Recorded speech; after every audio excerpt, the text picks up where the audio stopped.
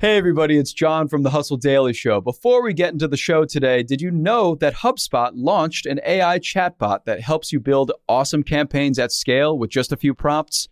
It's called Campaign Assistant, and it's a totally free-to-use AI tool made for marketers and business leaders who spend hours a day on content creation. Campaign Assistant will transform the way that you build marketing campaigns at scale. Craft personalized emails, ads, and landing pages in just a matter of minutes.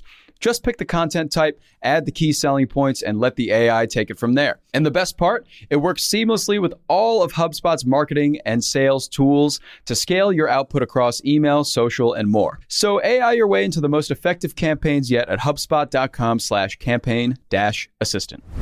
Good morning, everyone. It's Friday, October 13th. I'm Mark Dent here with Juliet, Bennett, Rylah, and this is the Hustle Daily Show.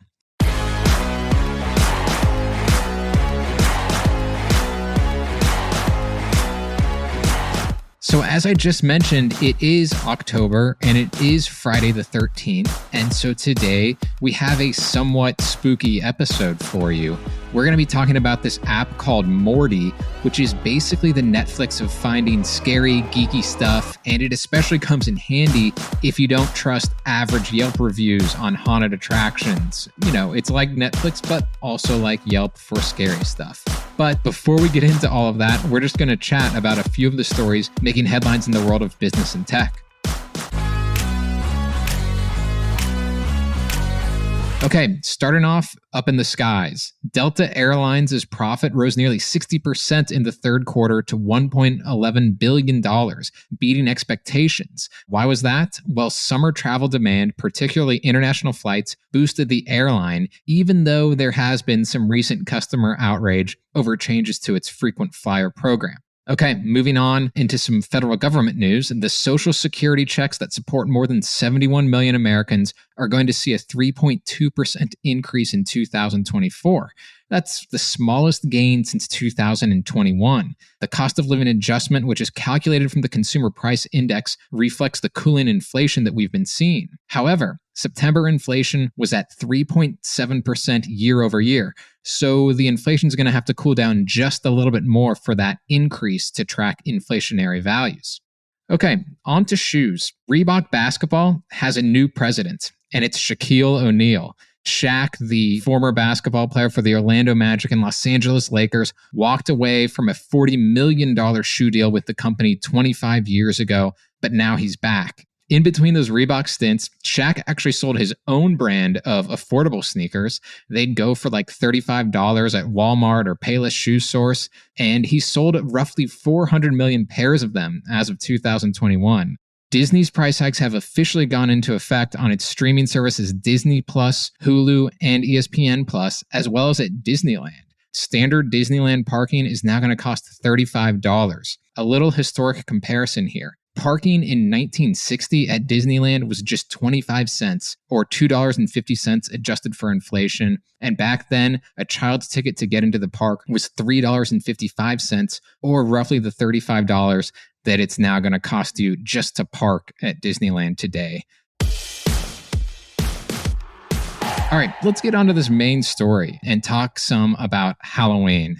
If you're someone like Juliet, who is our resident horror expert, Halloween, and all things haunted expert, then you might be looking to try to find something cool and scary to do this month. It's actually not that easy of a task, given how much is out there. Some of it's real, some of it's fake, some of it's good, some of it's not. And there's now an app for this.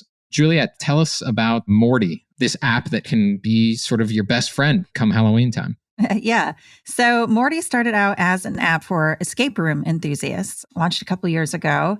And I had heard of it because I know several people who are escape room enthusiasts, but it was only available for iOS at the time. So I actually hadn't looked at it until just recently.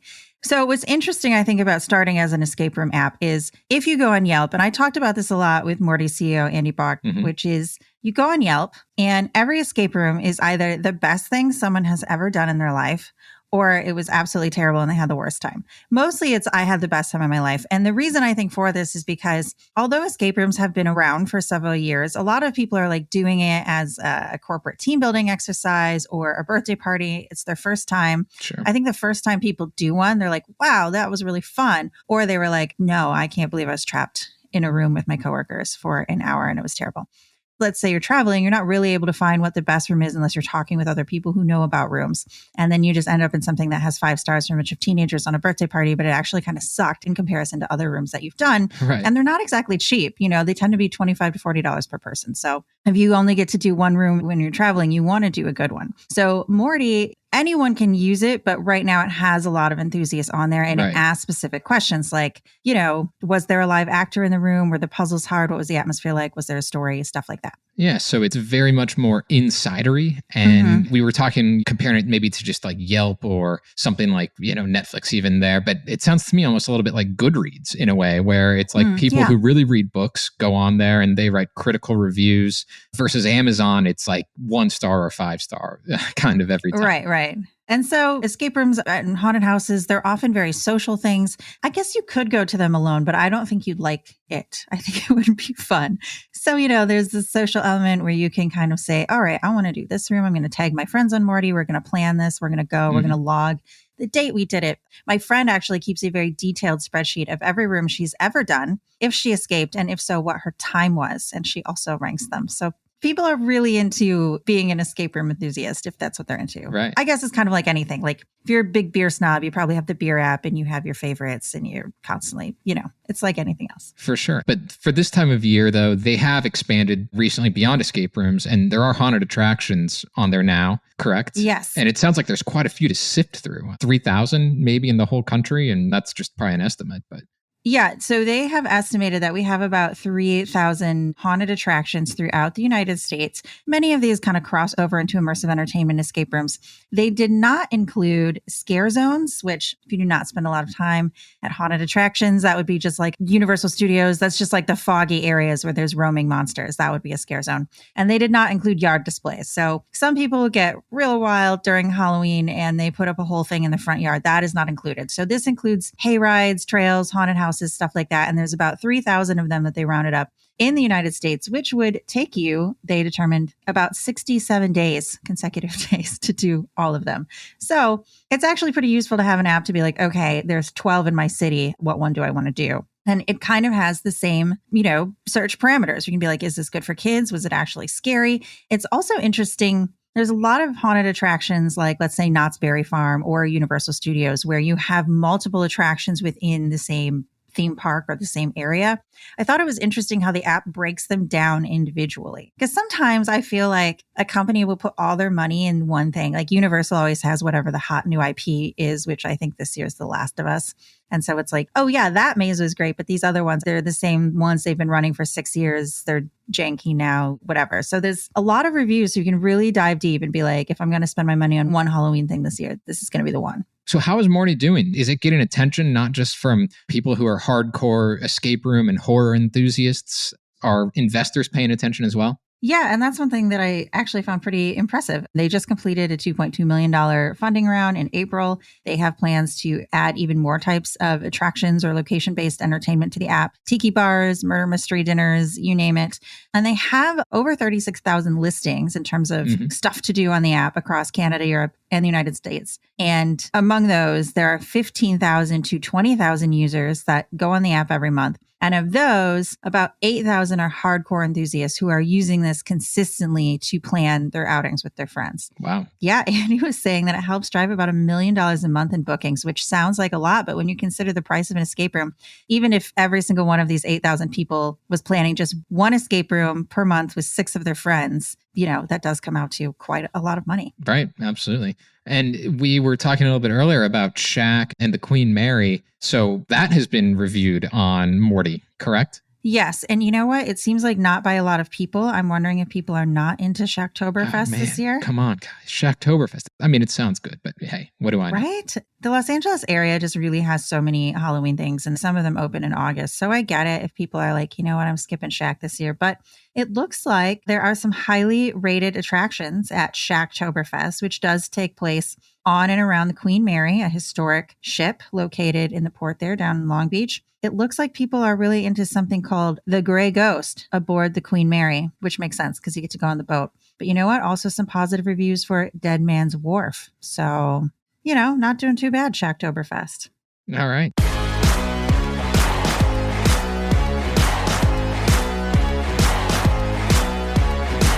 That'll do it for us today. Thanks everyone for tuning into the Hustle Daily Show.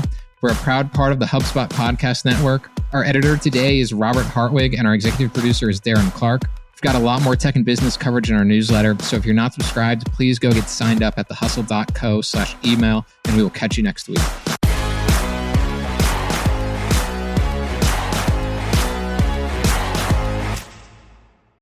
Let me tell you about a show that I've been loving lately. It's called Entrepreneurs on Fire. It's hosted by the incredible John Lee Dumas. It's available now on the HubSpot Podcast Network. Entrepreneurs on Fire stokes inspiration and shares strategies to fire up your entrepreneurial journey and create the life that you've always dreamed of. I'm a big fan of this podcast. It has energy, it has value, and it's all about learning about entrepreneurship. I was just listening to an episode the other day. JLD interviewed Jay Rogers, who was such a wealth of information. He kind of went into how entrepreneurship chooses you. You don't necessarily choose it, and that failure only happens when you stop trying to win. A lot of gems in this one, so I'd highly recommend checking out that particular episode along with the rest. So go listen to Entrepreneurs on Fire wherever you get your podcasts. Hey guys, if you listen to the Hustle Daily Show on Google Podcasts, we want to let you know that the option will no longer be available pretty soon. Google is sunsetting its podcast app sometime in early 2024 in favor of YouTube Music, and we want to give you a heads up before it's too late, since that time's almost here. The Hustle Daily Show is available everywhere and anywhere that you listen to podcasts, like Apple Podcasts and Spotify. If you're using YouTube Music, we are there as well. If you're an Android fan, there are plenty of apps like Overcast, Pocket Casts, Player FM, and more. So just search for us wherever you decide to listen to your favorite podcasts.